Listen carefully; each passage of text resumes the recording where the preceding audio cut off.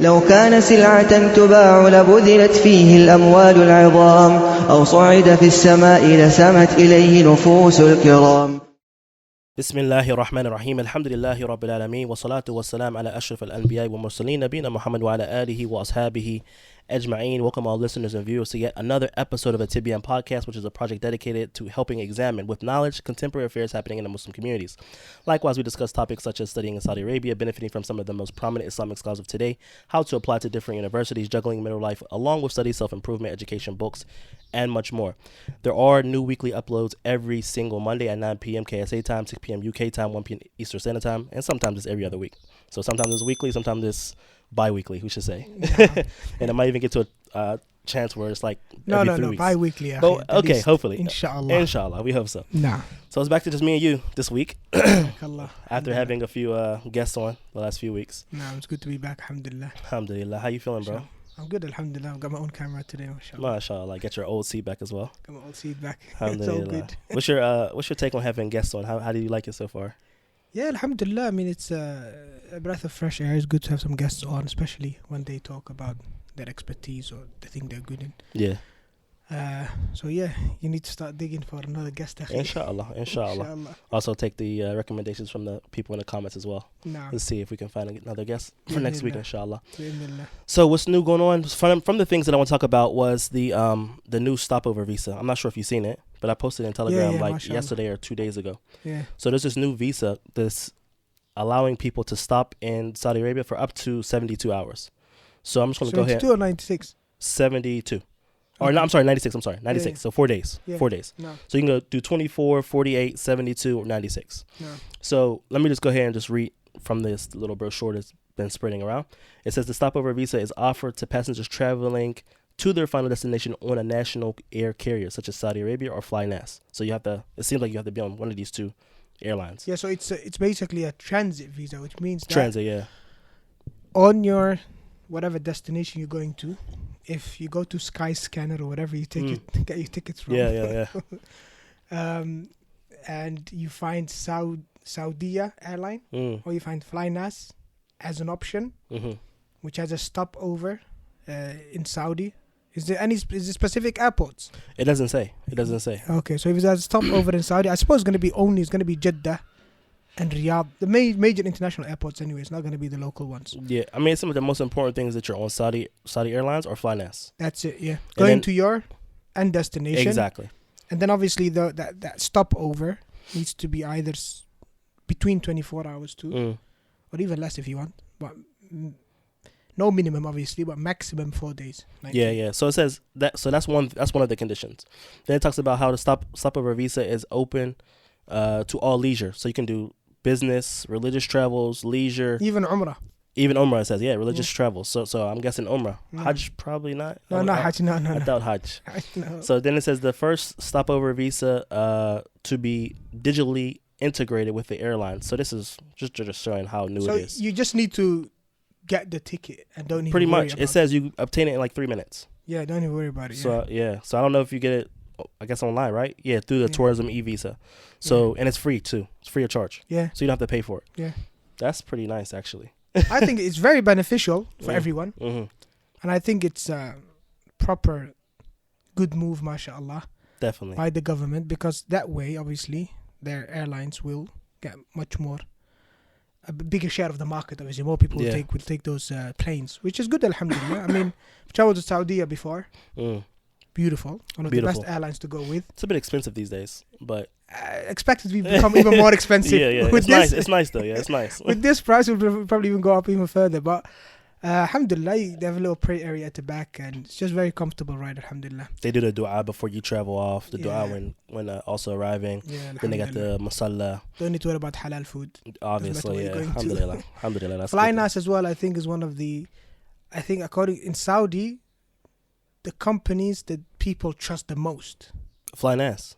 Yeah. Really? FlyNAS and Mara'i and FlyNAS, these are companies that just in Saudi, they're the most loved companies. Oh, you're talking about, okay, yeah. Definitely. They've got very good reputation. Yeah, I've traveled FlyNAS before as well. Yeah. Very professional. Yeah, it's nice. I made a mistake, I remember, when I was booking a ticket for my mom. I changed the date of birth was wrong, something like that. Literally on WhatsApp, texted them, 5 minutes done. And that was like 30 minutes before the flight or something like that, like an hour before the flight. Wow. Yeah. Wow. That was amazing. Yeah, that's nice. MashaAllah. MashaAllah. So one thing that people do need to take in consideration, though, if you're coming on that stopover visa and you're trying to do Umrah, you do still have to register for the Umrah through the Nusuk program. Yeah. So you have to sign in through that in order to apply for the Umrah. No. But alhamdulillah, it's a nice opportunity. Come so yeah, 4 anywhere days, you're going to, nice if you flowers. your next travels, if it's to Dubai, if it's even if you're going from maybe Europe to somewhere east, like whatever, then it's on your way. So I think it might be a good option, might even be cheap. Sahih. So always keep that in mind. If you see Saudiya or Flynas in the results on Skyscanner when you're looking for your next flight, then go for it. There's a free Umrah trip there. Sahih. Alhamdulillah. Yeah. What else is new, man? What else is going on? What you been up to? How's Magister? I just literally on Thursday or Wednesday, Yeah. I've done i'tidār for this fasal.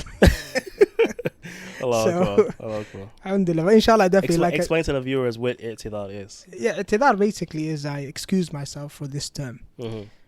So that basically I pulled out of this term. But inshallah, like I said, next term, hoping to get the fikra in, and then summer holiday comes, I'll probably disappear. No durus. I'm always nervous to ask you about the Magister. Yeah. No, let me ask you about your Magister, mashallah. I heard you're making some good progress, mashallah. Alhamdulillah, it's moving. After some time. Yeah. Alhamdulillah. Mashallah, tabarakallah. The idea has been accepted, and now it's time to... Yeah, Jazakallah khair. Mashallah. I changed my mushrif as well recently. Yeah. And Shaykh Fahad Fuhaid is my mushrif. So that's been very nice. He's very beneficial. Helps out tremendously. Mashallah. And yeah, now it's time to get ready to start writing. So tell me about having Shaykh Fahad Al-Fayd as a mushrif. It's amazing. Amazing. I What does mean, that mean? Compare him to your previous mushrif. Yeah, Jazakallah khair. May Allah reward my previous mushrif. May Allah reward him. I'm not going to say nothing bad about him. I think there was some maybe lack of communication between us, and maybe some misunderstandings between us. Okay. So if for the people who don't know, the mushrif is that's like your academic advisor. That's your counselor pretty much. He's responsible for watching over you. Supervisor, exactly. Yeah. So he is pretty much your door between you and the department. The department, yes. Yeah. So you present your things to him. He gives you feedback. He helps you fix it, theoretically speaking. Yeah. And then he goes and presents it to the Lajna, which is the council of the other doctors or the teachers, instructors, and they give their feedback. So he's basically your voice. He's my your voice. Representative when it comes to your fikra. Exactly. I'm not in the room. He's my voice for me. No. He's supposed to be, defending my topic, putting it forward in a good way, etc. No.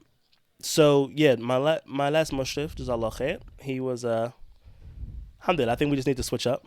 Now I got Shaykh Fahad Fuhaid. That's the most important thing, and Shaykh Fahad Fuhaid has been very, very, very beneficial.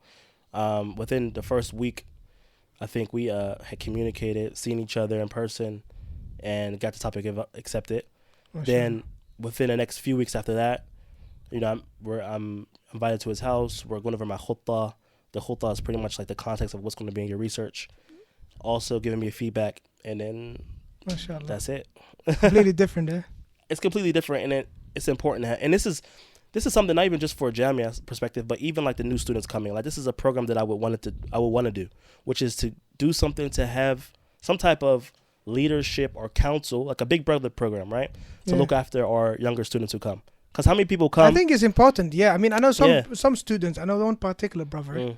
He came from Canada, and then he didn't know much about the whole ins and outs of visas and what have you. His visa ran out. Iqama ran out. And he basically lost his spot on the ma'had. Yes. And that's like after he came. Subhanallah. So me and another brother had to like literally go and speak to the wakil and help him out and stuff. Eventually, helped him out. But he's like, I didn't know. So there's a lot of ins and outs. Yeah, there's a lot of things when you come here. I mean, it's a foreign country, right? I mean, now it's getting a lot more, I guess you could say, progressive and a lot more modernized. But when we came, it was like everybody fitting for themselves. Yeah. You got to figure out your own way. And it's still kind of like that to a certain degree.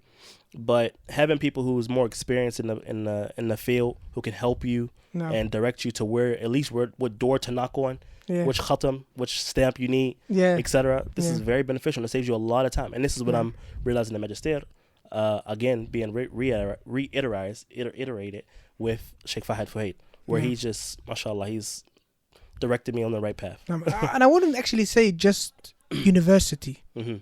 Any student of knowledge, any aspiring student of knowledge, needs a trustworthy pair of hands. Not necessarily the person who's teaching him. I know the durus are many and everybody's teaching left, right, and center, but you know how durus are. Durus is like, it's like communication one to many. Sahih. Like you're there on Zoom, you got 100, 200 people attending, but some of them are aspiring. Some people, they attend the durus to benefit themselves and their families and for the reminder, may Allah reward them. And some people are aspiring students of knowledge. They want to take things to the next level, right? They need a level of, okay, where are you? Okay, what are your weaknesses? What are your strengths? What do you need to focus on? What books do you need to learn? Yes, because every person has very precise needs. So alhamdulillah, I actually started a mentorship program, I think a couple of months ago. It was one of the tiers on my Patreon. And it's been going on for 3 or 4 months, specifically focusing on memorizing Quran and memorizing Quran mainly actually. So I've got a female teacher and another brother as well that teaches. So I don't actually, they don't recite to me, because you know time restrictions. Yeah, of course. But I do this level of oversight. Like first time we do a meeting and I make them a plan, a khittah, and then I connect them to the teacher, and then I follow up. I answer their questions. So you're the supervisor over the program. Yeah. So I'm kind of like mentoring them. I'm not teaching them, but I'm mentoring them. You know, if they're falling a bit behind, a bit of accountability, a bit of, you know, advice. If they have questions, they ask me, what shall I start with? And from my experience now, these past couple of months, I noticed that every single one of them is at a different level when it comes to their seeking knowledge. So some of them, they say, Ustadh, I want to memorize Quran, but then when they start reading the Quran, it's like, no, actually, you need to start, you know, for working on your reading fluency, before you start memorizing. But they didn't know that, you know. Alhamdulillah. Anyway, I think it's an important thing. 100%. Yeah. Now, so moving on. Right now, we're in the month of Rajab, and we actually forgot to talk about this in the last podcast. Just, you know, Rajab and the different things that come along with the month of Rajab, yani. And for those people who maybe not familiar, there is a lot of different innovations that are spread in this month. And so I think at the beginning, just before Rajab started, I think all of the masajid, they did khutbah on they were innovations of Rajab. Sahih. Even Shaykh Al-Haddad, all of them. Sahih. Warning the people before it happens. Like we said, not after the fact. You know, Islah is to warn people of something's evil before it happens. 100%. Not that you go on YouTube after it happens. You know? Sahih. So alhamdulillah, that was So great. We're a bit behind on this. We're a bit behind. We're a bit behind ourselves. But we got Sha'ban to talk about. Sahih, we got Sha'ban. And then alhamdulillah, Ramadan's also coming up. It's not from the sacred months, but there's different things that you gotta, you know, prepare the people for. And also the bid'ahs of Sha'ban as well. I mean, people might not know what you mean now. It's not a sacred month. And Ramadan is not a sacred month in a sense. So when we say sacred months, we mean Ashhar al-Huram, like the sacred months in which Allah Ta'ala, you know, He says in the Quran, Inna iddat al-shuhuri inda Allahi 12 shahran fi kitabillahi yawma khalaqa as-samawati wal-ard minha arba'atun hurum. So indeed, the number of months with Allah Ta'ala is 12 lunar months in the register of Allah Tabaraka wa Ta'ala. The day Allah Tabaraka wa Ta'ala created the heavens and the earth, of these months, these 12 months, are the 4 that are sacred. What are those 4 that are sacred? You have Rajab, you have Dhul Qa'dah or Dhul Qa'dah in another way of saying it, Dhul Hijrah and Muharram. So Rajab is the only month that comes by itself.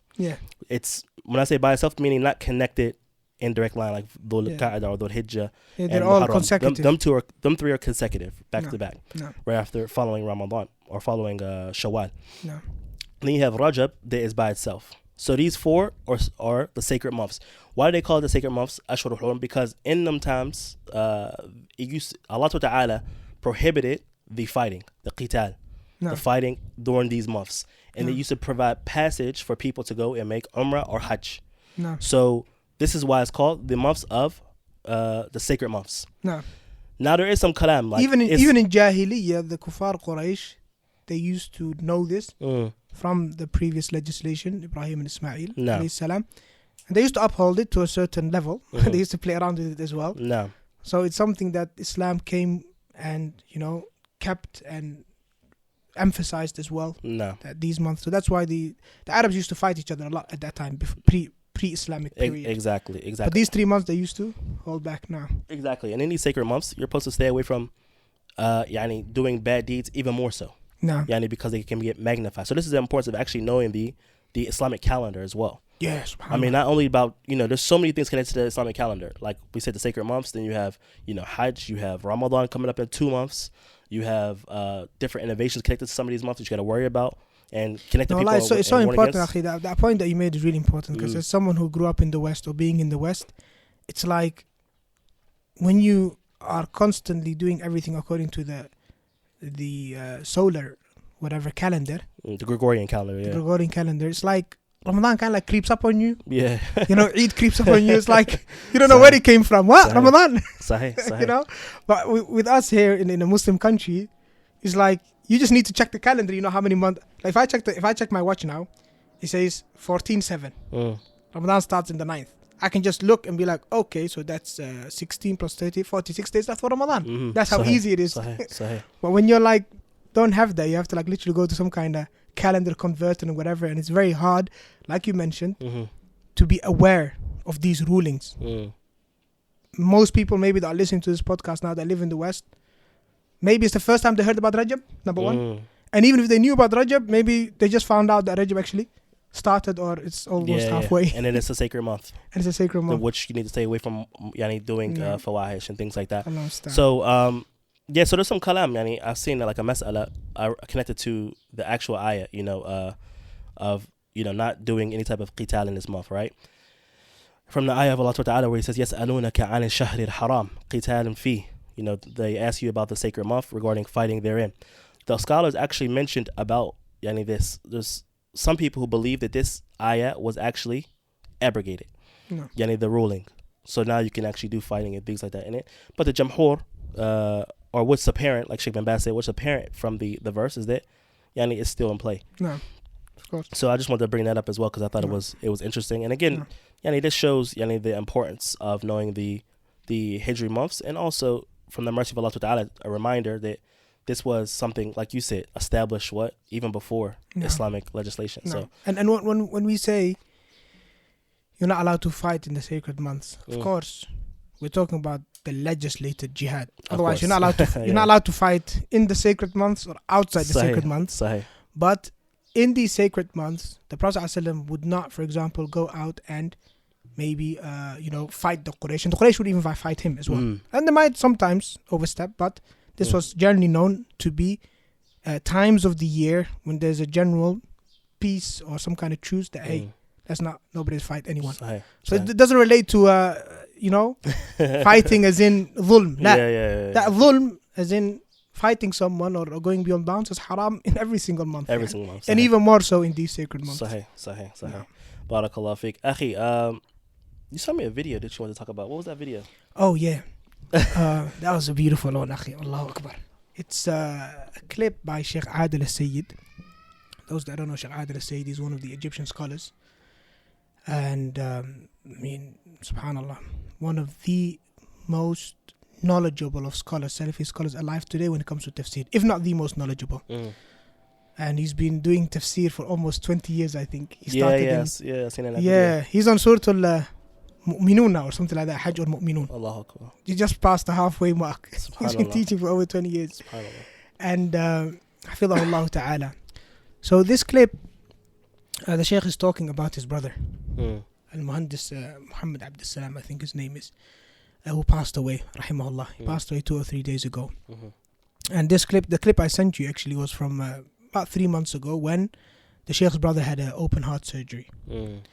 And so the Shaykh in that clip, he's talking about, and he mentions at the beginning, he says, and inshallah the clip is translated, one of the brothers he translated it, he wants me to review it. So inshallah by the time the podcast goes live, you will post it. You can follow the link. Yeah, just send it to me, inshallah. Yeah. So the clip just mentions, to be very concise, the Shaykh mentions that he doesn't normally talk about family issues, just like nobody does normally when it comes to durus. But he said, I have to mention why I didn't come the lesson, or I canceled the lesson, is because my brother had an open heart surgery. And he said, my brother is not like any brother, he said. He said, this brother of mine, he said, over 20 years ago, he said to me, Shaykh Aadil, you go and teach. Yes? When it comes to your sustenance, your money, your family, anything that you need, it's on me. Allahu Akbar. I will fund you and I'll fund your work. You just do nothing but teach. Sit down, research, seek knowledge and teach the people. Allahu Akbar. 20 years, akhi. Subhanallah. 20 years, Allahu Akbar. And he said bishart. He said that I get a share of the reward as well. He said, of course. He said, of course. You facilitate this, you'll get the reward. So the Shaykh mentioned that that was 3 months ago when he was sick, and how, all of this khair. The Shaykh has taught tafsir, he's taught Sahih al-Bukhari, everything he's done for the past 20 years, that after Allah subhanahu wa ta'ala has been facilitated by the generosity of his brother. So that I just wanted to share that because Wallahi, that's beautiful. It's beautiful. It shows us that, subhanAllah, Allah subhanahu wa ta'ala gives different people different ni'mas and different blessings, right? And we all want to benefit the ummah, and we all want to contribute to the thriving of the Islamic ummah. But some people, Allah has given them, intelligence. Allah has given them, love for knowledge. Others, Allah has given them wealth. Others, Allah might have given, some kind of power or whatever. Whatever you have, you can help the da'wah. So you don't have to be an alim in order to facilitate. And we talked about this a few times. Like, everyone has their role to play. Yeah. Like, in the Muslim community, everyone has their role to play. And that's a beautiful story that shows exactly that. No. Beautiful example. He knew he was in this. I think he was a handasa, you said, right? Yeah, he was muhandis. Engineer. He was an engineer. And then, so he knew his brother is also, in the field of da'wah. No. Tayyib. We both do our thing. I'm going to do engineering, but I'm going to help you also with da'wah. No. And he was himself. The Shaykh mentions, he himself, talib ilm, he said he never missed a tafsir class. Allah apart from that day. Allahu Akbar. Allahu He would always be there, attending the class. His brother, you mean? His brother would always be there attending it. So, and that reminds me of the hadith with the Messenger Muhammad sallallahu narrated by Anas, I think. He said that two brothers came to the Prophet sallallahu, and one brother is complaining about the other. So one of them would work. He would work, يحترف, محترف. He used to work and go out and make money. And the other one كان يلزم النبي صلى الله عليه وسلم. He would just stay with the Messenger Muhammad صلى الله عليه وسلم and benefit from and seek knowledge. So this brother who's always out working, he came to us complaining that, he's not helping out, and, he's leaving everything to me, and all of his food and his drink and everything I'm providing for it, when he's just here sitting with you, seeking knowledge all the time. So the Prophet said to him, لعلك ترزق به. That it may be, perhaps, most likely, your rizq is because of him. That Allah subhanahu wa ta'ala increases you in rizq and barakah because of this person who is actually seeking knowledge. So the scholars, they mentioned that seeking knowledge, or kafalat talib al-ilm, sponsoring a student of knowledge, then it's one of the asbab and reasons for barakah in your rizq. So it's a very inspiring story. So we know the hadith, obviously, and now we have a real life story. I mean, I know people, obviously all of us, we wouldn't have been here today, akhi, and benefiting the people if it wasn't for the support that we get from our families and from a lot of the generous brothers and sisters out there. But this is different level, akhi. This is 20 years, akhi. 20 years. Everything. SubhanAllah. Yani, like, don't worry, everything. Like, I'll contribute 20, 30 pounds. La. You don't worry, I've got your bills. SubhanAllah. Allah have mercy on us. One of the reasons I wanted to mention this is that, please, brothers and sisters, make dua for this Muhandis Muhammad Abdul Salam. I hope I got his name right. Rahimahullah ta'ala. May Allah enter him into Jannat al-Na'im. May Allah ta'ala give the Shaykh sabr as well. One of the brothers who's studying with him, he told me that the Shaykh was very sad, obviously. But even at the janazah, Shaykh was saying nothing but إن العين لتدمع. And the eyes shed tears, but we don't say anything but that which pleases our Lord. And he done like a 2-minute reminder, I think. Which city is he in? I think Cairo. Oh, okay. Cairo, MashaAllah. Yeah. MashaAllah. SubhanAllah. And he mentioned as well, the brother who was sending this to me, he said to me that the Shaykh himself has students now who are now teaching, such as Shaykh Walid al-Baghdadi and others than them. So just imagine, he said, just imagine this person who has sponsored the Shaykh's durus, if you like. Now the Shaykh himself has students who are teaching, and this brother, he's studying with Shaykh Walid. Yes. And then this same brother, maybe tomorrow, inshallah, he will himself go to university or go and teach others. And all of that khair, this muhandis, he has a share in it. Even though he himself wasn't a scholar. Allahu Akbar. That's beautiful. Inspiring, akhi. Jazakallah khair for sharing that. SubhanAllah. Going on, you want to talk about you want a clarification from last week's podcast or weeks before? Yeah. Did you want to talk about that? Yeah, so last week's podcast, I think, according to some of the comments, Some of them may be deleted, but one comment. Let's be clear. Okay. one comment. They deleted maybe within a minute of posting. Yeah. And I suppose maybe that comment was probably posted because I suppose the viewer didn't finish the whole video. That's what we assume. Yeah, that's what I'm thinking. Right, because some of the things mentioned in the comments we had already talked about. But just generally speaking, we talked about feminism and this and this. But the sisters should know. And I know and I know we disagreed on this, but I kind of see where the sister was coming from with that comment, which is that, okay, you've talked about feminism, and we talked about the reasons what leads to feminism and all of these things. But okay, why don't you talk about, the rights of a woman? And I think from a perspective of, we have obviously talked about the fact that a woman has rights, and that the fact that some people being oppressive to her could actually lead her to go and seek her rights elsewhere. But my point is that, okay, maybe she feels like, or maybe some sisters feel like, talk about the rights of the women so that we can take that as a hujjah, a proof, against maybe some of our male family members or some of the people that are not giving us our rights. We can say to them, hey, look, these are our rights, and, these are the proofs, and, here you have 2 students of knowledge talking about what I got from her comment, because she started off like that, talking about, why don't you also talk about, you talked about the rights. She even she herself mentioned it, talking about feminism. You also talked about some of the rights for a little bit, but she was saying the problem is that people weren't following it or something like that. Remember, she said this in the end of the comment. And that's not really something. How can we address that? We could tell the brothers, fear Allah regarding your women, of course, which we also talked about. Brothers, 2 weeks before, we talked about looking for certain spouses and what brothers need to do in order to be good husbands and fathers, etc. But after that, no, it's one of those things, Akhi. It's just difficult to get the balance right, isn't it? It's okay, because it's gonna be back and forth all the time. But in all honesty, I think it was balanced. I even after that comment, I literally went out and I was like, okay, sent this particular part to some female family members, to see what they say. They're like, it's good.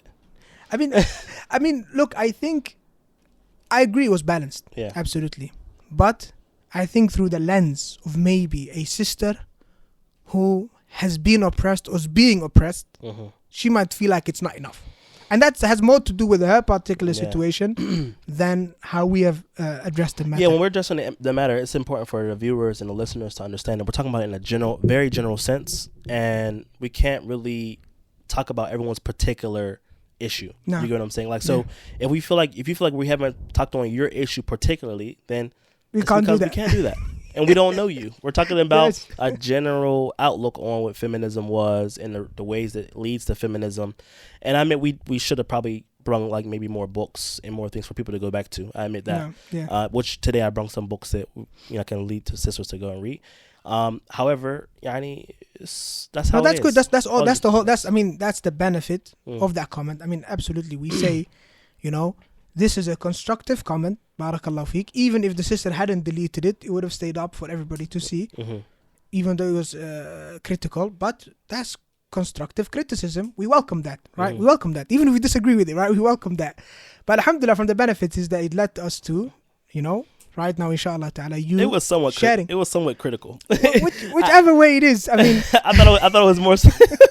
Whichever way we're gonna keep disagreeing on this. It's got khair in it. It's got khair in it. Now you're gonna share, Inshaa Allāh ta'ala. We're gonna share all together. Well, the good about it is that we're talking about it right now. Exactly. So obviously we still, and which shows that we are worried about these topics, and we do want to make sure we bring balance to the conversation, to these nuanced conversations as well. However, it's difficult to fulfill everybody's needs. It's all right. La best, khair inshallah. The most important thing is, and this is the most important thing, which is that this podcast its purpose is, to touch on some of these things and give pointers. This is not a reference point. Of course. You come to the podcast and you'll find the answers to all of your questions. And we said that from day one. Yeah. Like, it's a podcast to benefit and deal with relative affairs and talk about it in a general sense. Yeah. And yes, there is some learning aspects to it. We want it to be like that way. We're mentioning ayat and ahadith because it's an Islamic podcast. However, this by no means, shape, or form suffices you of the lessons of the scholars. And seeking knowledge. Going to the actual books. This is something that is, it can help you, no problem, but it's not, and maybe even encourage you for the most part.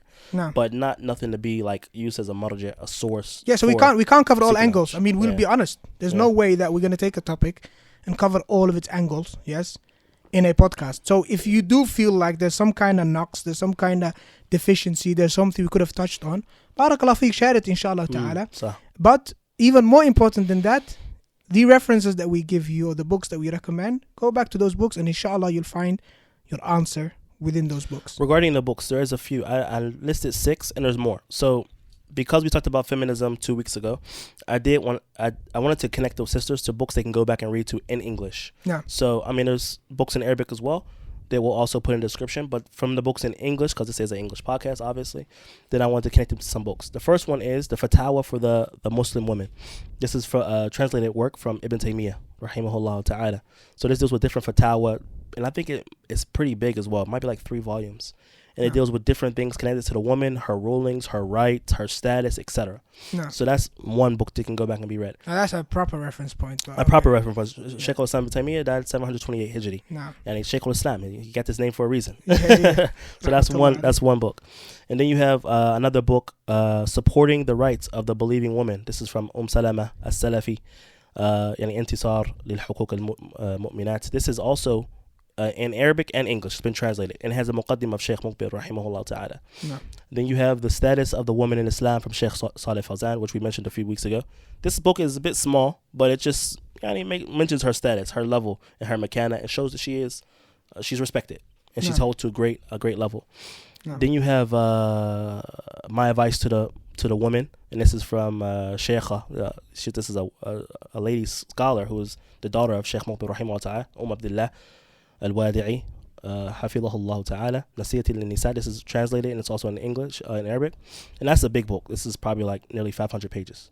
Yeah, that book you'll find every bookstore. Yeah. Even I think a brother's teaching right now, maybe Samir Uklahumi. I think he might be teaching from it.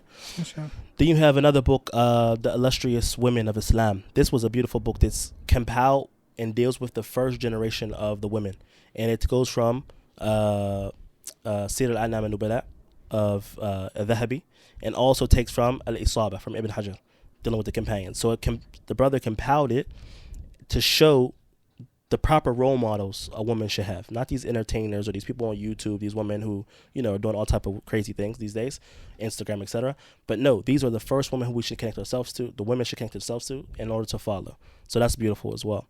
Then the last book that I came across was The Piece of Advice and a reminder for the women, and that's from Shaykh Abdul Razak al-Badr, Maw'idat al-Nisa.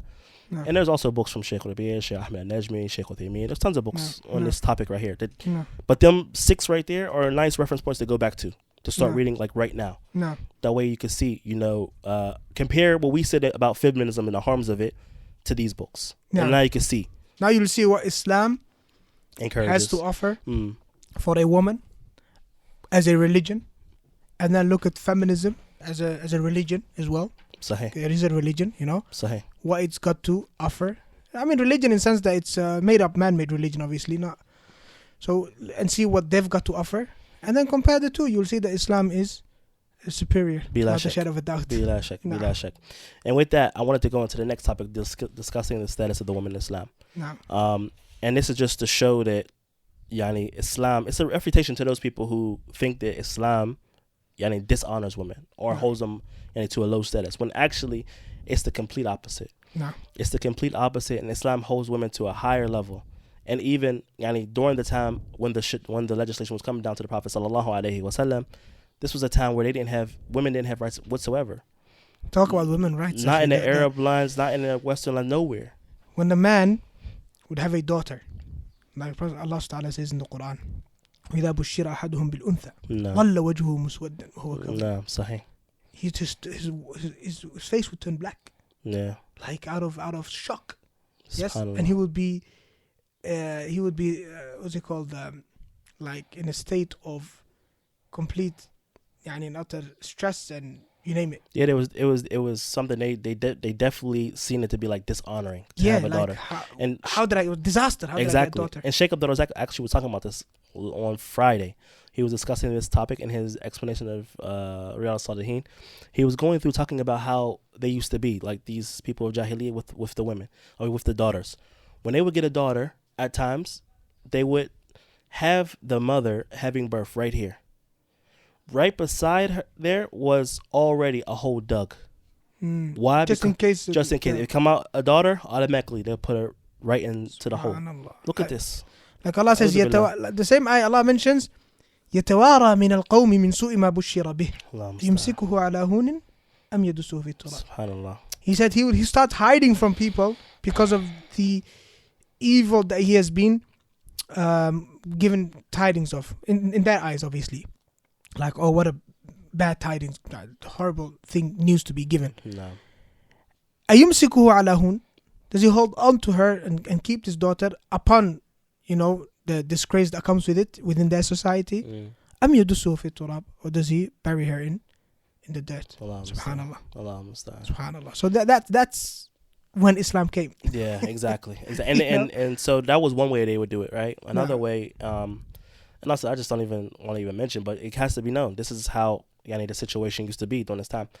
Another way, what they would let the daughter grow up 1, 2, 3, maybe 4 years. Shaykh Abdul Razak said maybe 4 years. Tell the mother, dress her up, go out, put her in a hole, just like this. Okay, this is Allāhu musta'an. This was the time in which Islam wasn't revealed, and this is what people used to do. No. I mean, and it's well known. Look, in any historical books, you'll see. Women were looked at as second-class citizens. Even up until this day, there are certain societies where if a woman's husband dies, she's burned to death. Like some place in India, they do that. Yeah. Your husband dies, you die too. They kill her. I mean, it was up until the 19th century. Yeah. That in England, that women were considered goods, property you could sell. Well, in some way they still treat them like property, even though they don't say it. Oh, they do. They do. Of course, it's clear. It's clear. But that just shows you what background why they do that. Subhanallah. So anyway, so I wanted to go through a few things. I got like 5 things showing exactly how Islam holds the woman to a high status in all these different levels, and just to have something even the listener or viewer, I'm sure everyone knows these things, but something you can even use to combat this type of argument against Islam. So the first one is that Islam starts off by honoring the mothers, right? In the hadith of the Prophet ﷺ, when he was asked by the companion, "Min ahaq an-nas bi suhbati aw bi husn sahabati," and who is the most rightful person that I should take as a companion, right, or take as a close friend? And he said, "Ummuk," your mother, and he repeated this three times. So that's one way of looking at it. The mother was mentioned here 3 times before the father was mentioned in that particular narration. Another thing, Islam honors the parents generally speaking as well. So as a mother of being suhbah, having that suhbah, but also if we were looking to the Quran, وَصَّيْنَا الْإِنسَانَ بِوَالِدَيْهِ إِحْسَانًا, and we have encouraged, or we've enjoined upon the man to have goodness to his parents, and honoring that mother who carried him in the stomach. Hardship upon hardship, as Allah Ta'ala says in the Quran. Also, you have the hadith of the Prophet ﷺ that's found in Ibn Majah that was narrated by Muawiyah as-Sulami, radiyallahu anhu, where he talked about how he wanted to go out for jihad. And the Prophet ﷺ asked him, "Is your mother alive?" He said, "Na'am." And he said, "Wayhak, woe to you, stick to your mother." And he kept doing this 3 times. He kept saying this, like, Tayyib, I still want to go, He said, "Wayhak, stick to your mother." To the last, the end of the hadith. It's a long hadith. He said, "Ilzam rijlaha," stick close to her feet, because in that, meaning being there for her needs, etc., is Jannah. Allahu Akbar. So look at I question now to all of the sisters out there that might be affected by feminism, right? Inshaa Allāh, you are going to be a mother one day. Sah? You're going to have children. Or might already be mothers. Or you might already be mothers, yes. and you're gonna have kids, Inshaa Allāh, and they're gonna grow old, and you're gonna grow old. Yes. Now, according to Western society, right, where feminism emanates from, they'll throw you in old people's home, right? Quick. So what solution does feminism bring you to that fate, or that fate that so many women go through in the West, whereby when they grow up, their children throw them in an old people's home? And what does feminism bring to your table to encourage your children, right, that when you grow up, that they wash your feet, let alone anything else, and they look after your needs, and they stay with you when you need them, and they don't leave you to rot in a pension home? What solution does feminism bring you? And I'm not sure if the viewers or listeners have ever been in these type of homes, but I worked there for many years. When I was doing nursing, 4 to 5 years straight, and it was like, it's not the place you would want your family member. The most disrespectful thing to do. Like, yes, there's different darajat, right? But at the end of the day, you have a stranger who has no fear of Allah tabaraka wa ta'ala looking after your parent. There's a lot of scandals that happened recently. A lot of scandals. That's what came to surface. Allah knows what's happening behind. Man, there's a lot of things where they would abuse these old people, especially the ones with dementia and the ones. Yeah, of course. Especially like you said, dementia. I mean, you had different diseases where it may, or even the medication. Like some of these, the older folk that be in these houses, they be have on medication to make them lash out and say something. They don't really mean it, but they're like, they're not in the right mind. They might even start hallucinating, etc. And maybe because of the drugs that they give them just to keep them calm. That's what I'm trying to say. It might be because of that, or the horrible food, etc. So what happens is they lash out on, let's say, a nursing aide or LPN or RNA or RA, and then what happens is they go in prison, whatever. They don't go. No, I'm not saying they go to prison. I'm saying the patient lashes out on the nurse. Yeah. And now the nurse is what? Feeling like, I'm not going to take care of them no more. I'm gonna skip that room because you have to make rounds on the floor, like every few hours, and check on them and see if they need anything, feed them, etc. I'm gonna skip that room. They gave me a hard time last time. SubhanAllah. This is what happens. And would you want your parent in this place? No. Do you want to be in that place? Do you even want to be in that place? You know, if you're gonna go down the road of feminism, and you bring your daughters up on this evil ideology, believe me, this will be your fate. If you do not stick to your Islam, and you don't embody Islam, and you don't implement Islam in your life, and you don't set up a Muslim household with these Muslim values, and this is your fate. Allah understand. Yeah, Baarkha. So that was really the second and third thing, because you also have, this is in that same hadith. In that same hadith, you have the obligation for the son to take care of his mother and look after his mother, right, and spend on his mother. Then there's a fourth status of the woman, or the fourth anything you could take from this, from the status of honoring the woman, is that honoring the wives. خيركم خير لأهلي. Yes. خيركم لأهلي وأنا خيركم لأهلي. So the best of you are those who are good to your families, and I am, the Prophet says this, and I am the best to my family. So this is a high encouragement for us, to be good to our wives, but also be the best in doing so. And the Prophet said he was the best. So this is also a living example of how to be good to you. So this is even a good takeaway for the men as well, to be the best to your family, to your wife, and take care of her in a good way, spend on her, watch over her needs, etc. Can we take a hadith like this and say now Islam encourages disrespecting the women, or doesn't take care of the women? SubhanAllah. Clear cut right there. Let me get it right. In Islam, the best of men, right? Real men, the best of men. What we look at is how they are to their families. According to this hadith, the best of you are those who are best to their families. Right? So this is the status that Islam has given you. That the man himself, his goodness or his status or how good he is, what's the measure? How good he treats you. Subhanallah. It's amazing. Yeah, definitely. A fifth thing that we could take away from the honoring of the women in Islam and the status of the women in Islam is even looking after our daughters, where we have the hadith of the Prophet. We have numerous hadith about the one who has a daughter and looks after them. And if they're tried with anything from the hadith, من ابتلي من هذه البنات بشيء كن له سترا من النار. They become what? A veil for that man or that parent even can go both ways, not just the man or the father or the woman or the wife, but also the parents, generally speaking, can be a veil from the fire. So this is interesting because there was a hadith there was a qissa. This is what I want to mention to you. Shaykh Abdul Razak, he mentioned in his last lesson on Yom al-Jum'ah. And people are going to think Shaykh Abdul Razak is in Riyadh, akhi. We benefit from Shaykh Abdul. Wallahi, I've been benefiting from Shaykh Abdul Razak al-Badr, hafidhahullah ta'ala, when I was back in the UK. Yeah, Allah. So I've been benefiting from his durus and his books in the UK since I'm here in Riyadh. Probably the Shaykh that I've benefited from the most, even though I haven't lived in Medina. SubhanAllah.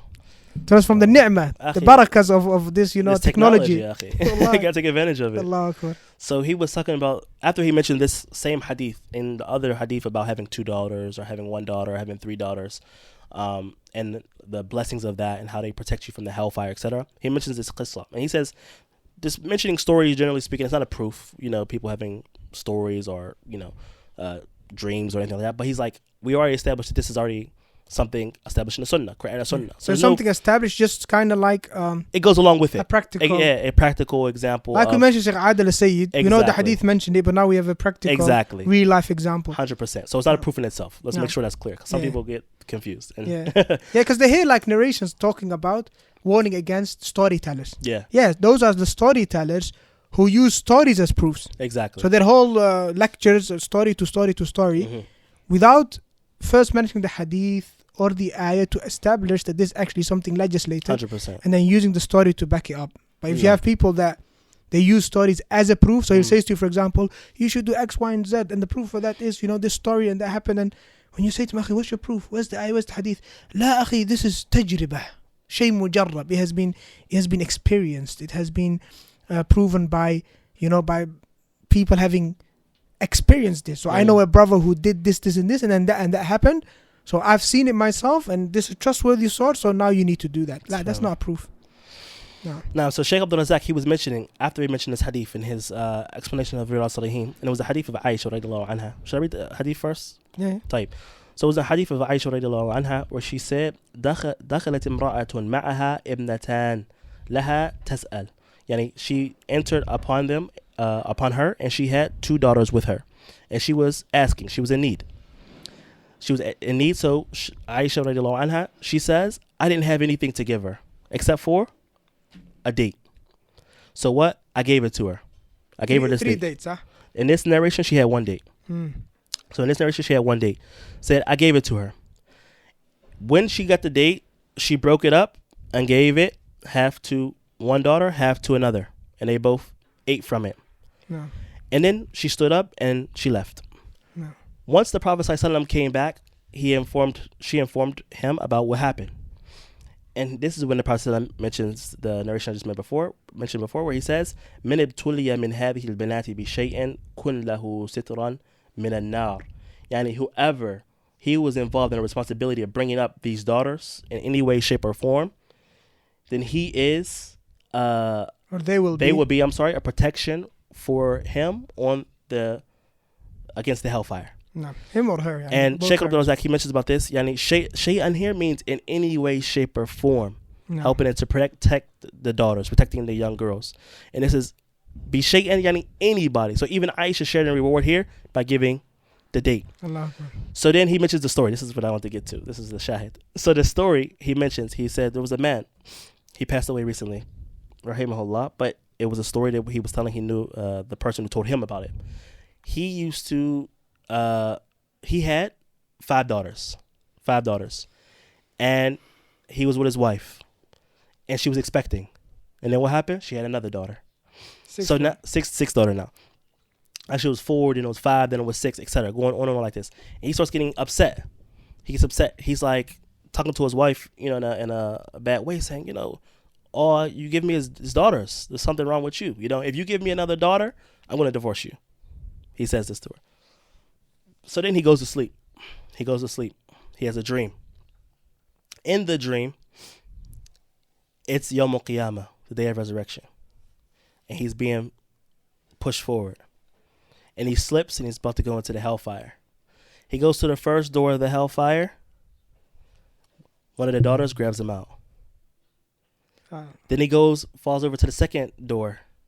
Another daughter grabs him out. Then he goes to the next door, all the way up to the fifth door. Another daughter protects, hand goes out. You know the Abwab Jahannam? 7, right? So he goes to the 7th door. Remember, up to the 6th door, and then he goes to the 7th. And the same thing happened the entire time, which is that his daughter's pulling him out, protecting him from the hellfire. So he has 6 daughters so far? Yes. Now, 7th daughter. And she's pregnant with, who knows? He doesn't know yet. But remember, he told her, right? Yeah, I'm going to divorce you.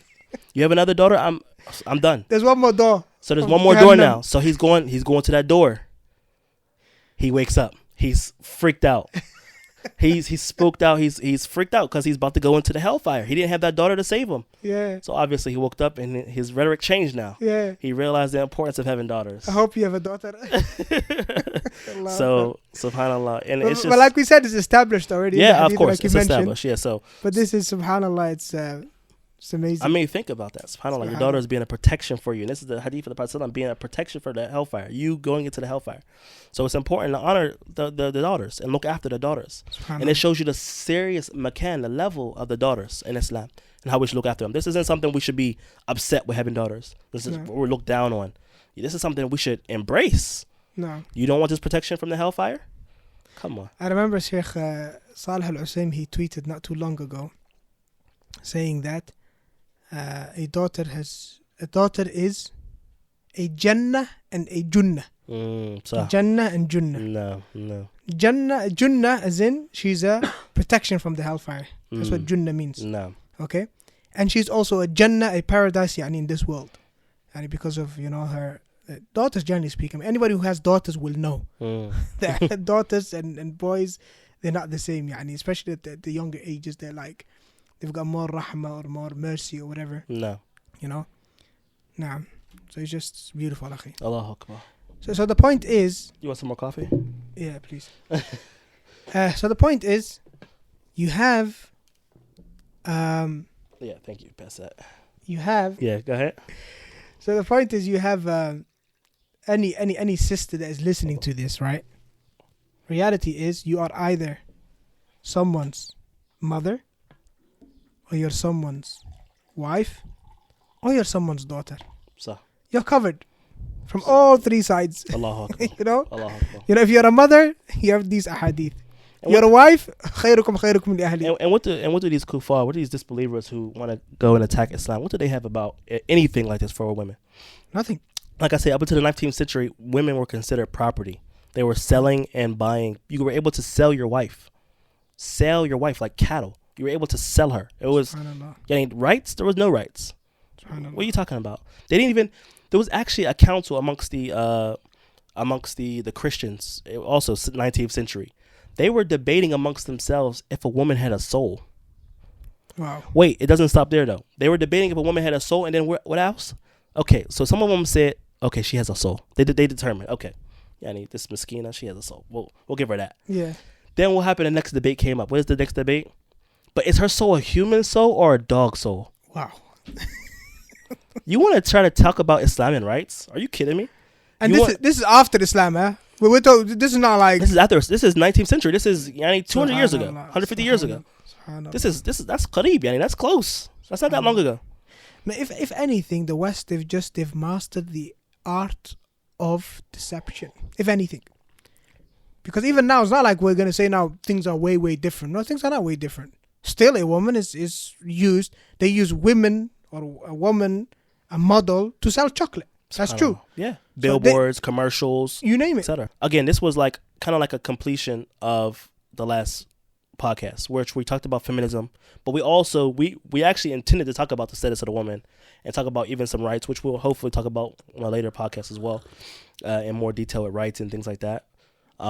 But this is actually something that I wanted to connect it to last week, but we kind of like forgot. We ran out of time. The podcast was 3 hours long. Yeah, it was. So this is like something that can complete it. I will give the sisters not only these books to start off with, but also knowing the status and looking also at how the kuffar and the disbelievers, if you don't know already, which I'm sure everyone listening to this in the West, they see it, how they look at their own women and how they deal with their own women.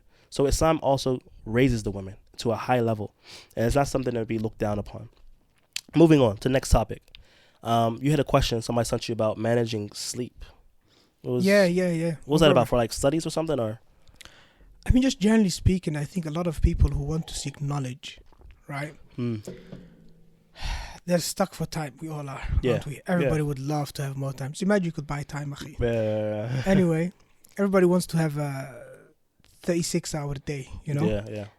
Yeah. So obviously they look at, I mean, we all went through this, yes? You look at your schedule. You've got school, you've got this, you've got knowledge. And then when you see that you're running out of time, obviously you look at that thing that takes up most of your day, which is sleep. And you ask yourself, hey, what can I do about this? Yeah. You know, I sleep 8 hours a day. Yeah. If I sleep 6 hours a day, that's 2 hours a day. Akhi, those are 2 durus. Another 2 durus I can take. Another page, 2 pages I can memorize. Yeah. So a lot of people that want to seek knowledge, this comes up. How do I manage my sleep so that I can worship more and I can seek more knowledge? So one brother that's close to me asked me this question. Now, obviously, there's so much to be said about that. But when it comes to sleep, really, it's not about how much you sleep, really. It's not about the how much. It's not about the quantity. It's more about the quality of sleep. You know, if you have what they call good sleep hygiene, then a 5-hour sleep will be equivalent to 8 hours sleep, right? So there's a lot to that, obviously. But just a few pointers or a few pieces of advice when it comes to that. Obviously sleep in the night. The night sleep is so much more valuable than sleeping 100% during the day. So don't stay up all night and try to make up for that during the morning. There's no such thing called, even if you're a night owl, yes, still you have to get some night sleep. Like Allah Ta'ala said, that we made the night a cover. And even the Prophet ﷺ, he would sleep right after Inshaa. He would go to sleep, get some rest at night. So staying up all night, this is something which is not good at all. No. So that's one thing. Another thing as well is, of course, do your adhkar before going to sleep. That makes a major difference. And there is a hadith where the Prophet ﷺ mentioned. I mean, the hadith, the dua or the adhkar before going to sleep that you should do is saying Subhanallah 33 times, Alhamdulillah 33 times, and Allahu Akbar 34 times. Just like in the hadith where Fatima radiallahu anha came to the Prophet Muhammad ﷺ complaining about.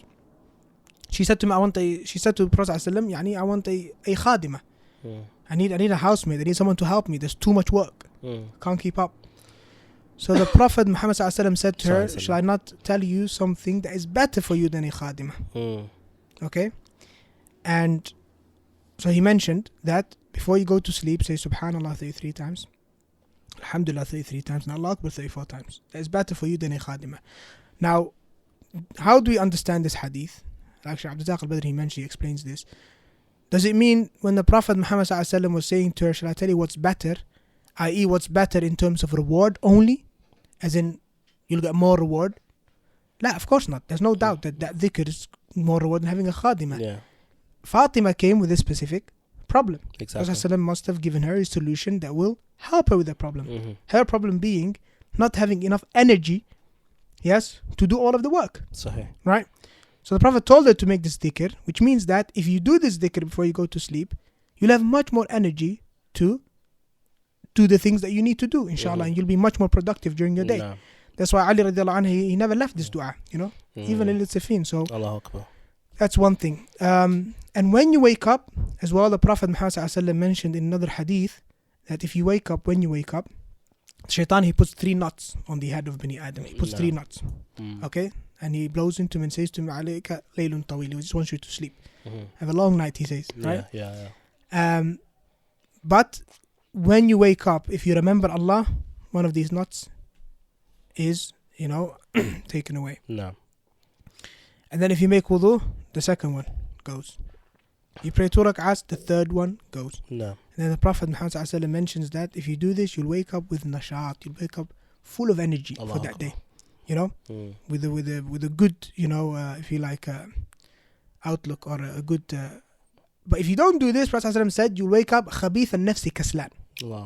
You'll be someone who has khabith al-nafs. How can I translate that? Maybe like a bad attitude like this. Yeah. Basically, you'll wake up lazy, and lethargic. Like a negative, disgusting attitude towards, the morning. You're pessimistic, I would say. Like you'll be very pessimistic and you'll just be complaining all day, right? That's if you wake up with those 3 nuts on your head, you know. Allahumma musta'an, you know. so that's another from that angle, obviously, and there's more. Yeah. Dua and dhikr, but definitely you have to look into that. So them 3 things you would say: sleep at night, dua before dhikr before going to sleep, and dhikr when you're getting up, and also making wudu and then praying 2 rakats as the hadith. All those things, all and obviously the list is long. Obviously, nutrition has a major effect. Yeah, you know 100%. What you eat. Yeah. Especially, do not eat before going to sleep. Definitely. Because if you eat within 2 hours of going to sleep, then your body, instead of using that time while you're asleep in rejuvenating you and making sure that it cleans up all of the toxins in your brain, that's what sleep basically does. It's going to be busy digesting the food you just ate. Yeah. And it's not even going to do a good job at that. It's not even going to do a good job at that. So definitely do not eat before going to sleep. That's a fact. Yeah. If you eat before going to sleep, you're not going to wake up. I would add to that, from the benefits or from the ways to manage sleep is also like sleep with a purpose. Like, for example, go to sleep. For example, if you need a nap, go, like, you have to do work in the evening, right? You have to do your adhkar, or you have to do memorization of the Quran or something like that. Something from your talab, maraja, whatever the case may be. Say, okay, I'm going to sleep 30 minutes, strong power nap, right, throughout the day, so I can go and do this even more. So now you're going to sleep with a good intention, and you're getting reward. So you're also getting reward. Shaykh Aadil, he explains this as well. You could turn your adat into ibadat. You could turn your normal day-to-days into acts of worship with the correct intention. Yeah, subhanAllah. So this right here is also to keep in mind. I'll keep in mind is like, okay, if I'm going to sleep, I'm going to sleep for this reason. If you're going to sleep at night, like the Prophet said, he'll go to sleep right after Isha, early, right? In order to do what? He was getting up at night. He wasn't sleeping the entire night, but he'll get up and pray, showing that he had an intention to get some energy to go and do some more ibadah. So keep this also in mind as well, because when you wake up, usually if you wake up and you don't have your day planned, right? Or you don't know what your day-to-day is going to be, what you're going to do next.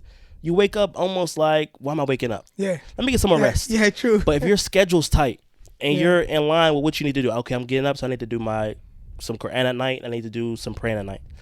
Mumtaz, you got an intention. If you don't do it then, you probably won't do it the entire day because you're busy all day with work. Now you're going to wake up more with, okay, you have to get up. Go make wudu, do your thing, and then you feel better. So again, you turn that sleep right there into a form of active ibadah if you have the correct intention to make you stronger in your hifz, stronger in your active ibadah to Allah Tabaraka wa Ta'ala. Subhanallah. So yeah, nutrition, not eating before sleep, and eating good, generally speaking, healthy food. Fitness, obviously. If you go to the gym that day, you're going to sleep like a baby. You're going to wake up full of, mashallah, full of energy the following day. And there's so much more to be said, obviously. So much more to be said. But I'm going to give you a hack that really helped me a lot. And I shared that, I remember, with some of the brothers. And they were like life-changing. Which is, first, definitely nap. Nap during the day. Very beneficial. What's that? Okay, napping. Oh, yeah. قيلولة. Yeah, definitely. قيلوا فإن الشياطين لا تقيل. Prophet said. Have naps, for at least the shayateen, they don't nap during the day. Okay? So, make sure that you have a nap during the day. Obviously, I don't know how you're going to do that. Even in Western culture now, in like big companies, corporations, they realize the importance of this, akhi. Napping during the day. Sahih. That's why places like Google and Apple and these big companies, they have like nap rooms, rest rooms, quiet rooms as well, where you can go and sleep for an hour. Yeah. Subhanallah. Anyway, nap during the day. They even now have like meditation rooms too. And meditation, I mean, for a Muslim, you don't need meditation. Salah. You need salah. Salah. So that time in the day, subhanallah, where Dhuhr, for example, you're working all day, and you got that time Dhuhr came in. This is where the Prophet ﷺ used to say to Bilal, Arihna ya Bilal.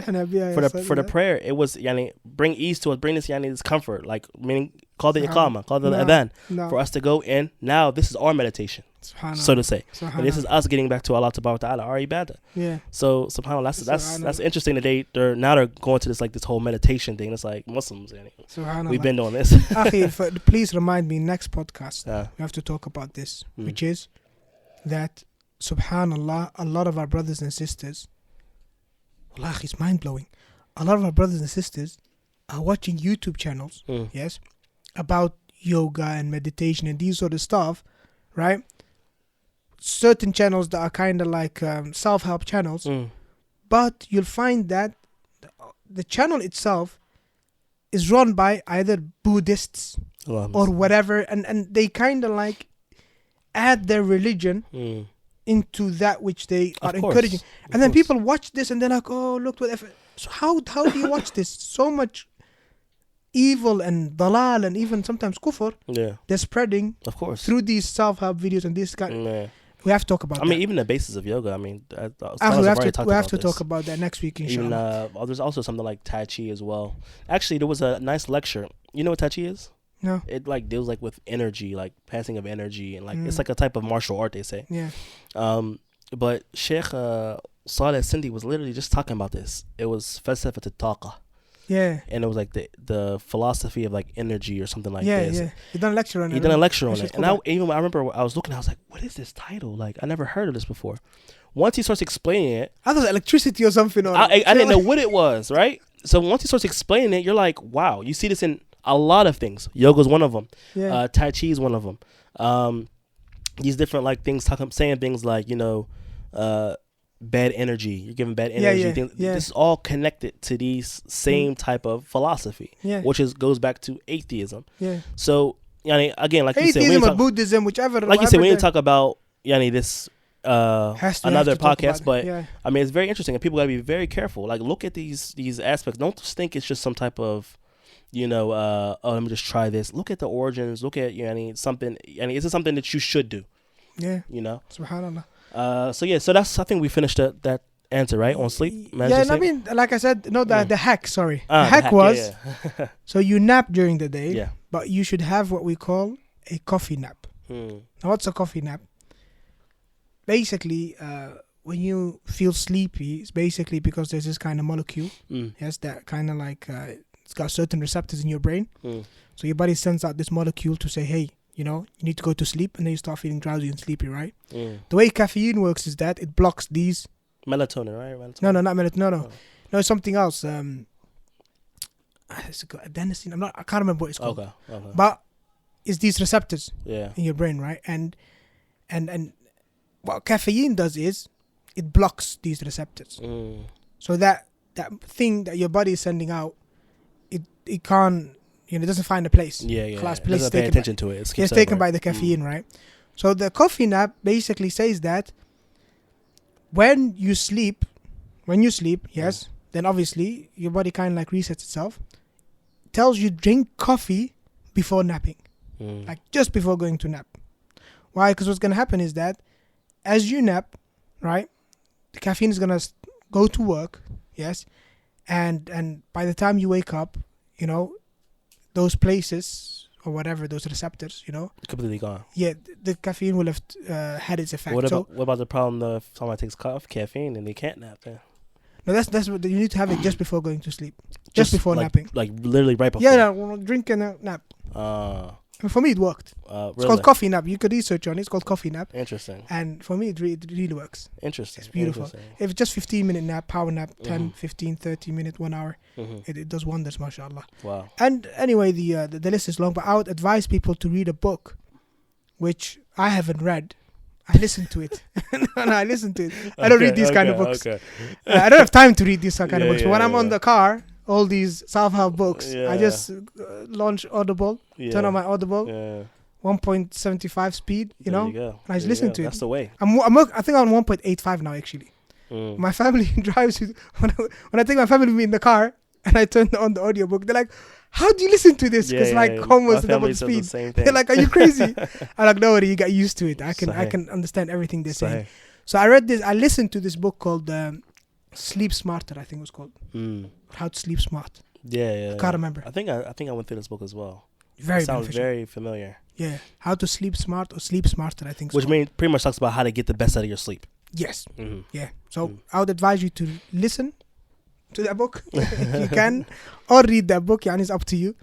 I don't think for me self-help and these sort of books, they're very beneficial, but I don't have time to sit down and read them, so just listen to them on my commute. It really depends on which book, because like you said, there's some that self-help books will have like what you mentioned about the yoga, like they put their religion in it. So you got to be very careful with some of these things. No, even this book that I'm talking about, I'm not going to say that everything in it is correct. Yeah, of course. Right. Of course. That goes without saying, but we still have to make sure we let people know. Yeah, but there's some benefit in the book. Yeah, because you'd be like, Ustaadh, somebody puts in the comment, Ustaadh, on chapter, he says, I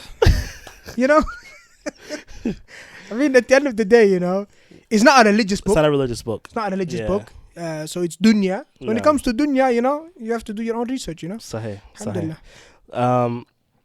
There was a question, and we're going to finish with this one. It was a question from a sister. She sent it, and this is from my Patreon. Shout out to the Patreon community. Sister, she asked about discussing, if we can discuss Hijrah. And we actually meaning to discuss this for weeks now. Did we say it should have its own episode? I'm sure it did. I think we might have, yeah. I mean, we're not going to go into the details of it because the details is, like Shaykh Aadil said, it's hard to really talk about the details from country to country. It's actually impossible. It's impossible. You can't really. Situation. Every country, every person to have their situation, you have to look into. So, the sister, she says, I think it would be very beneficial. She starts off with the salams. I think it would be very beneficial to hear a discussion on Hijrah. Some of the Muslims in the West realize its importance and are actively trying to pursue making Hijrah. Others who are capable of it have no concern of interest in making Hijrah because they are comfortable living in their little bubble around their Salafi masjid and or community. My question would be, should we strive to make Hijrah for those who are able, or is it enough to have a Salafi community and remain in the West? I think people will be able to benefit from this topic. Inshaa Allāh, Baarkha Feekum. So we say to the sister, first off, Jazakallah khair. Appreciate the question. Yeah, Jazakallah khair. We really appreciate these questions being sent in. This helps us discuss the topic. I want to talk about it in 3 different portions, right? So first off, we all know that the base rule is that Hijrah is established. And it's something that needs to be, it's something that's, it's going to be established till Yawm al-Qiyamah. And the base rule is that you make Hijrah from the disbelieving countries to the Muslim countries. No. Fleeing for your religion, staying in the amongst the Muslims. That's the base rule, generally speaking. Now, and the situation could change depending on how much that person or the Muslims, generally speaking, are being oppressed, or if they can't practice the religion openly in a safe way.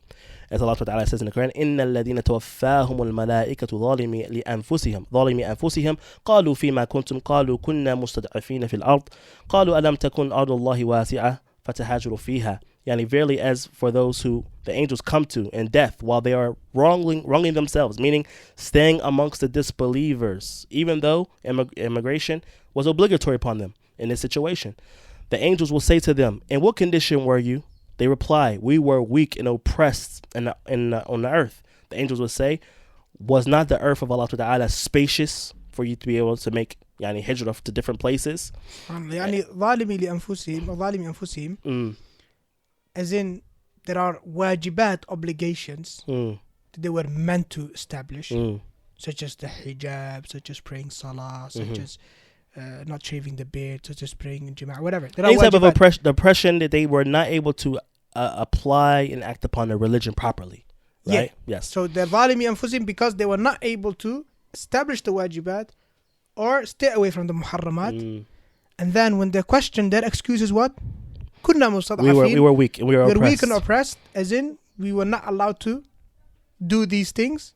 No. Then the Malaik will say to them, okay, so why didn't you leave? Wasn't it Allah Ta'ala's earth spacious for you to be able to make immigration to different places? Could you find another place where you could establish your deen? So then Allah says in the ayah, فَأُولَٰئِكَ مَأْوَاهُمْ جَهَنَّمْ وَسَاءَتْ مَصِيرًا.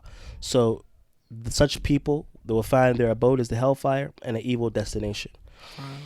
May Allah Ta'ala protect us all. So we see here clearly that making Hijrah in a situation where you're oppressed or where you're not able to practice your religion properly is obligatory upon you. This, again, goes and aids that base rule, moving amongst the Muslims. Now, the sister talks about those people who have the ability to move, but they have no concern or interest, right? Which brings us to, to complete the ayah, or the ayah that comes after it. No. Allah mentions that إِلَّا الْمُسْتَضْعَفِينَ, those who are exactly. We're going to talk. Yeah. Go ahead. We're gonna mention. Sorry. No. Go ahead. Yeah. You mention it. No, if you're gonna mention it, no, mention it. Yeah, there's an exception of those that are not able. Exactly. Min al-wildan and nisa and even old man. Exactly. If they're not able physically, they're not able financially, then that previous rule of hellfire being the final abode doesn't apply to them. No. No. So going back to the question, the the sister said, some of the Muslims in the West realize its importance and are actively trying to pursue it, making hijrah. Mumtaz, beautiful. But the situation, again, it changes from different people to people or community to community based upon the situation. So, for example, let's say you're in a place where you're oppressed and you can't establish your salawat, or you can't do certain things in which are obligatory upon you, then it's wajib upon you. Everyone should be pursuing it. But if you're in a situation where you are actively able to establish your religion and practice your religion, then pursuing hijrah in this situation would be mustahab. It's recommended. You need to move to the Muslim lands, as the scholars Very say. recommended. It's highly recommended. Now, sunnah mu'akkada, right? Something that can even aid that is the hadith of the Prophet ﷺ, where he says, "Ana bari'u min kulli muslimin yuqimu bayna adhhuri al-mushrikeen." Yani, I disown every Muslim who settles amongst the mushrikeen. To live amongst them. So this is something, shows us that it's something good to die and live amongst the Muslims. So then, so that's the answers the first part, I believe. Others who are capable of it have no concern or interest in making hijrah because they are comfortable living in their Muslim communities. This, it's really hard to speak because I'm not sure where the sister was living, but it really depends. Like, look at, like, there's some places, for example, Hamtramck in America. This is pretty much a Muslim town, so to say. They even have a Muslim mayor. So no, but even having said that, I'll be honest, I'll be perfectly honest. Living in any Western country, right? Even regardless of how much freedom the government affords you in having your Salafi community, I don't think anybody should be comfortable. No, be less shak. Even for yourself, fine. Yeah. But that bubble, or like the sisters put it, which kind of like they feel like they're comfortable. They're sufficing. Feel like they're the bubble. I suppose what she means by that is they're sufficing. They feel like they're protected. Yes. Like that bubble protects them, and the evil can't get to them. That's not the case for your kids, even if it's for you. Yeah. How about your children? How about what they teach them in school? 100%. And what I meant to say with that, I was trying to say is that it will change from being wujuban, obligatory, versus mustahab. Yeah. Right. So we can't really say in any situation we're not going to say no, they should stay there. It's either one of the two. It's wajib. I'd say without giving any specific examples. Yeah, I think once you go down that road, it gets slippy. Yeah, what I'm just trying to say is, again, it's much different from somebody who's living in a place where they're being oppressed and they can't perform certain wajibat versus a person who can. This is what the ulama differ. So, then the last part of our question is, my question would be, should we strive to make hijrah for those who are able? We already talked about that. We said it's mustahab, or it is enough to have a Salafi community. Listen, living in the West, you got to ask yourself, right now, how are you going to continue to live in the West, right, when you have to support the alphabet community in schools? Yeah, that's my point. When your kids are, you can never be comfortable. When your kids are being force-fed this type of things in their communities, in their public schools, in their books now, where you really can't do much about it to stop it either. So, then on top of that, all the fawahish that you see. Okay, let's say you do have a Salafi community. You do have a little area in which you guys are living, and let's say you guys have a block. Let's say you have 2 blocks. Let's say you have 3 blocks. Let's say you have a neighborhood. Okay, no problem. We'll give you a neighborhood. Or a town, like you said. Yeah. I would say it's more like a town, really. It's like a small Even if you have a town. Let's say you do, right? Does that still protect you from seeing the things that you see and being forced to deal with the things you say? For example, the liquor stores on almost every corner in some of our communities. The different nudeness that women have on billboards or just walking around or wherever you go. The different ideologies, the biggest thing, shirk being practiced around you. Polytheism, atheism on the rise right now. So you can never really say that you feel safe. And I'm not saying this to say that all the Muslim communities are completely, all the Muslim countries are completely free of it. However, it's like you can't compare those two. Yeah. You can't compare, a place where it's thriving with masajid and the vans out loud, etc., to a place where it doesn't have none of that. I like to give another example I like to give, which is that example that, that I've noticed. Difference between a Muslim country. The differences are many. But one practical difference. You can't compare. Yeah, but one practical difference that you will feel yourself if you just live in a Muslim country just for a couple of months is that in the Muslim countries, right, the khair and the good is the default. And the shar is an exception to the rule. Exactly. Whereas there, The shar and the kufr is the default, and the khair is an exception to the rule. So what does that mean in real life? In real life, this is what it means. Let's take the second pillar of Islam, salah. In Muslim countries, yes, like here in Saudi Arabia and other countries, the default is that the normal thing is that you pray and that you go and pray in the masjid. That's the normal thing, yes. So you'll find that people in this country, those that don't pray, is because they don't want to pray. They actively made the decision that, hey, this salah is not for me, I'm not going to pray. Okay? But in the West, and I'm not even talking about non-Muslims, I'm talking about the Muslims in the West. Yes? The default is, yes, not to pray salah. If you look at the whole ummah, the whole society, like let's take UK, whatever, yes? The vast majority of Muslims don't pray. Right? So it's like, if you pray, it's like, that's like an exception to, it's like, mashallah, you're a shaykh. Mashallah, you're practicing. Because you pray your 5 daily prayers, right? So in the West, or when you live in those kind of countries, what happens is that prayer becomes not the default, it becomes a struggle. It becomes an active choice that you have to go out of your way to pray your 5 daily prayers. You actually stand out for praying 5 times a day. It's like you're kind of like the exception to the rule. Okay? Now, if you compare these two things, then let me ask you this question. In which of these two societies are you more likely to establish the prayer and be someone who's steadfast upon their prayer?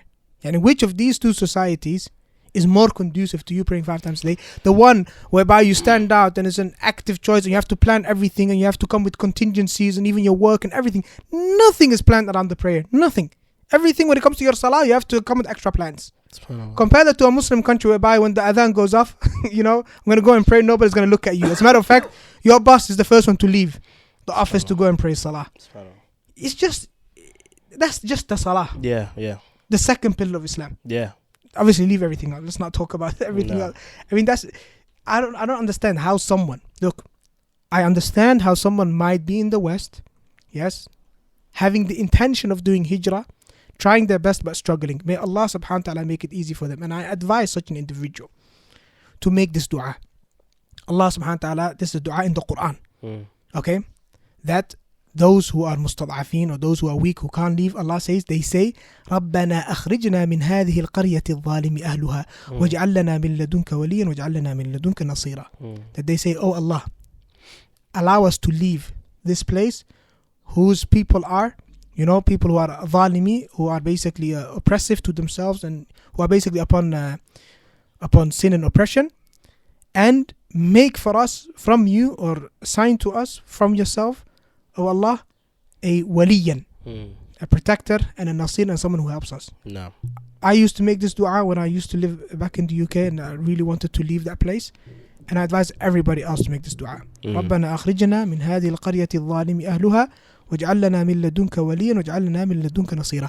So my point is, if you have the intention to leave, and Allah knows from you that you have the intention to leave, Allah will aid you. But the danger resides where, like the sister has put it, where people start feeling comfortable. That actually, they don't even, حتى لا يحدثون أنفسهم, they don't even say to themselves that one day I'll make hijrah. They come to this sort of mentality of, thinking that now this is their place, and they start planning for the future and future generations, and and they don't even think about making hijrah. This is a very dangerous situation to be in. And even if they are going to say, and they're going to argue, oh, we're comfortable, our community, government allows us, just look at the UK, how things changed, how quickly they changed. Wallahi, the UK that I left in 2013 is not the same UK today. And everybody in the UK, I don't know about America, but it's completely changed when it comes to the freedom that Muslims had in their Quran schools, in how they teach their kids, and everything. It has completely turned around. Yes, and you don't know what the future has to hold, right? Now, if someone might argue, Shaitan might come with this doubt, which is, well, in a Muslim country things can change as well. Naam, things can change, but if they do change, you're not held accountable. You've done what's upon you. You go to a Muslim country and then things in that Muslim country change and it turns out to be a place which is not conducive to your religion. Okay, then you move to another place, but you are then not held accountable, yes, for not having left that place if that place was previously good. But if you settle in the UK and then things turn around all of a sudden and you're already settled and now you have to make hijrah, you don't make hijrah, then you are held accountable, subhanAllah. Yeah. Shaykh Aadil, he mentioned about this, like about Hijrah generally speaking, and moving to the Muslim lands. He said this is from one of the most difficult issues nowadays to deal with, because they vary so much. They differ and vary as far as the Muslim himself and his abilities, which we'll talk about in a second. Also upon the country itself. So the country, are you able to be accepted in that country? Are you able to live there? What's the visa process, etc.? Then you got those people who might have even fled, and that's another conversation, or fled a Muslim country possibly, or a place where they're being oppressed, but because they're practicing maybe Quran and Sunnah, which you have nowadays. You have students who graduate and they can't go back to their country. Why? Because if you go back to this place, they know that you studied in Saudi Arabia, they know that you are practicing Quran and Sunnah, you had a beard, etc. They'll put you in prison and oppress you and your family, etc. So he said this is from the most difficult issues to talk about these days, because if you say, okay, don't go to the Kafir country, the disbelieving country, and you're in a situation where you're really mustad'afin, you're really oppressed, then we gotta ask the other question: okay, who's gonna accept you, and where you gonna be? And it's really difficult, to go back and forth. There are some there are some Muslim countries, as in Muslim countries, right? But it is worse to live there than actually living in the West. So some of the countries like that's Russia, what I'm trying to say. Yeah, there are Muslim countries. There are Muslim countries, but because of their communist background or whatever. Yeah, of course. If you slightly step out of line and you have a beard, or they think you're Wahhabi, you spend the rest of your life in prison. Exactly. And if you're upon Tawheed, you spend in prison. And this is people who I know who have been imprisoned. Yeah. People who were studying for being upon Tawheed. Be upon a Tawheed. So there are places where you will be oppressed, even in places which you would say is a Muslim area, generally speaking, a Muslim country. So anyway, it breaks down to three things. This is what I really want to get to and just give this for the takeaway. This is for everyone to think about their own situation. You have the person who is obliged for them to make hijrah. That's the person who has the ability, and they're also being oppressed in their countries, so they can't make the things which are wajib upon them. So they need to get out of there, as we talked about in the ayah. Then you have those people who is not obligatory upon, like you mentioned in the second ayah, those people who are the weak. So you have the weak amongst the men, the women, and the children who cannot, they cannot get a plan to get directly out of there. So that's a situation where khalas, it falls from them, right? Then you have the third situation, and I think this is more so fits what the sister was asking in her question. Those are the people who it's not obligatory upon them to move, because they're able to maybe practice their religion to a certain degree openly. However, it's still mustahab for them, because you're still amongst the kuffar, you're still in a non-Muslim country. It's better to live amongst the Muslims for many benefits that are very clear that we don't even really need to talk about, even though we talked about some of them already. You should never feel comfortable. You should get out of this area. Okay, I'm talking about the ruling generally speaking. Yeah, I'm talking about the ruling generally speaking. Yeah. Because it is what it is. Let's be honest. There's some people who are, they don't, maybe, I don't know. Everybody's situation is different. It's a difficult topic to have. Let me add the one thing which one brother asked me actually yesterday. Yes, which is when you're making hijrah, you're making hijrah from, right? You make hijrah from that place, right, to a Muslim country, right? So the point is, when you're making hijrah, it's more about leaving the place you're in than necessarily where it is you're going to. The options are many, but some people, they have this. And this brother who was asking me yesterday actually had this understanding. He's like, I can't do hijrah to a country unless I get the citizenship and for that country. Like, I have to be able to live there forever. Who made that stipulation? Who made the stipulation that if you want to make hijrah to a place, that has to be your final abode? That has to be like your permanent, that's it. You don't go anywhere else after that. You go and you make hijrah to a place that is feasible today. Right? And for example, you come here to Saudi Arabia and you've got a very good job, whatever. Okay, you made hijrah, you left those places, and then when this comes to an end, you look to the next best option. The problem comes in with that, akhi, would be, and I think this is where me and you differ, but the problem that comes in with this will be just the stability aspect of it. And this is why Shaykh Aadil mentioned that about which country will he able to be actually to settle in. Which one are you able to settle? Settle doesn't have settle to be means nationality. You're able, but settle generally speaking meaning you're able to settle. The word settle, you're able to make hijrah and settle in an area. For example, the companions when they made Hijrah to Habasha, right? Even though that, and this is another thing that shows you could leave one mushrik area to another mushrik. There's a permissibility of that. However, that's not what I wanted to mention right now. What I was trying to say is that they went there and they settled. You get what I'm saying? So that was their abode, and this is where it becomes very difficult for people to have that conversation, because it's like, okay, where can I settle? Because again, you have kids, you have offspring, you have to worry about these things. Okay, let's put some of these Gulf countries aside, maybe. With I think but there are some countries where you can go and you can settle. You don't have to have the nationality. I think without going into intricates, because this will turn into a whole thing. I'm sure we had this conversation. My advice for the people would be just to, if you look at where you fall in these three categories that we just gave you. That's one. Second, if you fall into a situation where it's either wajib or mustahab for you, which is most people more than likely, get your situation in order and look for places that will accept you and your family. Look for a short-term and long-term. Take it to scholars and say, Bismillah, this is what I have. What do you think? No. That's my advice. Because, again, like Shaykh Aadil said, it's really a difficult conversation to have. It's difficult to look at. I mean, it's not the same as it was previously, where Hijrah would be, okay, I'm packing up my tent, I'm getting my book bag and everything, and we're going. Let's go. Bismillah, we're walking. We got everything right here on my back, and if not on our back, on our horse or on our donkey. Yeah. It's not that same situation. Now there's visa processes, there is iqamas, there's passports, there's paperwork involved. Least I can say, do not lose your intention. Of course, don't lose the intention. Don't lose sight. You need to definitely still keep it in the mind. Do not leave the intention of making hijrah. No. Inshaa Allah, and make that dua. Put your trust in Allah. Allah will make a way out. But I will say one thing, though. The more that you're financially established, the more options you'll have available. Of course. So if you're a person who... academically too. Yeah. So if you're a person who you have a business, you have some money, you have some savings, etc., options are opening for you. Oh, you have especially knowledge. In Saudi Arabia or other places. Go look out there.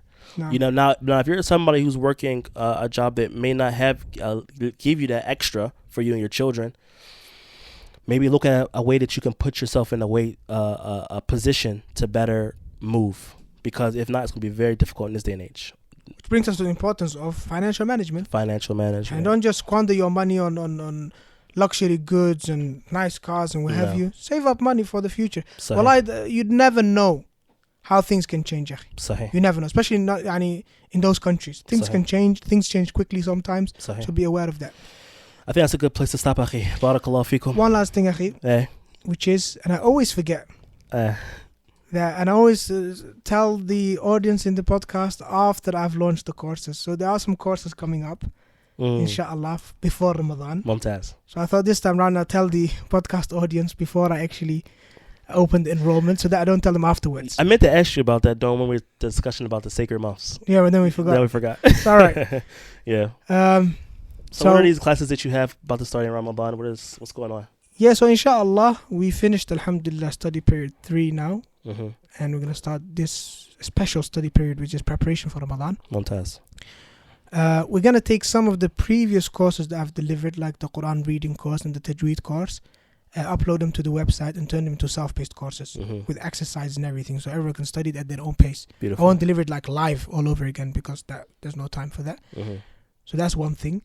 Also, obviously, the tafsir program that's happening in Ramadan. And the tafsir program we've done for last year. So we do a tafsir program every Ramadan. Last year we've done from Surah Al-Baqarah to Surah Al-Kahf. So that's half the Quran. It's not a detailed tafsir. It's basically an overview of the ayat. Mukhtasar yani. Yes. So we're going to release that as well in preparation for this Ramadan. So if you haven't made it last year, then the person can watch everything we've done last Ramadan, which is the first half of the Quran.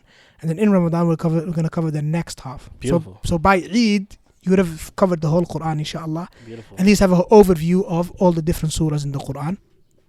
So that's a tafsir program. And also, bi'idhnillah al-kareem, I'm doing the Usul al-Thalatha class, and I'm thinking of increasing what we cover, so that we manage to reach the second question, which is Ma Dinuk. In it, Shaykh Al-Islam Muhammad Abdul Walis mentions Hadith Jibreel, which talks about the 5 pillars of Islam. Jameen. So if we reach that, the plan is we reach that before Ramadan, so that we can cover how to pray, wudu, and how to fast. Basically the 5 pillars of Islam, but go more detail into salah and Saum. So that's also inshallah one of on the books. And then we have the dua and dhikr course, the daily dua and dhikr course. Also we hope to increase what we take so that we can learn and memorize some du'as that will come very handy in Ramadan, inshallah, very handy. So we're going to mention the dua and explain its meanings and then also memorize it as well. And with all of these different courses come workshops, practical workshops. So depending on each topic. So the Quran reading course, a practical workshop with a teacher, male or female, whereby you read from the Quran and you benefit and you practice it. Tajweed, same thing. The daily dua and dhikr course, actually memorizing the actual dua, reading it to a teacher and the likes. So that's also on the cards, which comes with these courses. Obviously not for everyone. Those based on those are very limited, and I offer that on the different Patreon tiers. But definitely keep your eyes peeled on the channel, because obviously I'm telling you now, but even my Telegram audience doesn't even know yet. Okay, Mumtaz. So you're gonna get it together now for Ramadan, the next month and a half. Yeah, so it's gonna be announced towards the end of this week, basically. So by Friday, Inshaa Allāh ta'ala. Beautiful. It will be announced. So I'm just wanted to give them that, because next time we do the podcast, it's like already khalas, it's done. People signed up. It's too late. So keep your eyes, inshallah. Join the Telegram channel and look out for the updates, inshallah ta'ala, on Friday. Bismillah al-Kareem. Jazakallah khair. Akhi, may Allah ta'ala grant you tawfiq in your endeavors with that. And we ask Allah ta'ala to bless the viewers and listeners, everyone who tuned in. Please remember to like, subscribe, comment, all that. I beat you to it today, huh? Yeah. Alhamdulillah. And Allah ta'ala knows best. Wa sallallahu wa sallam.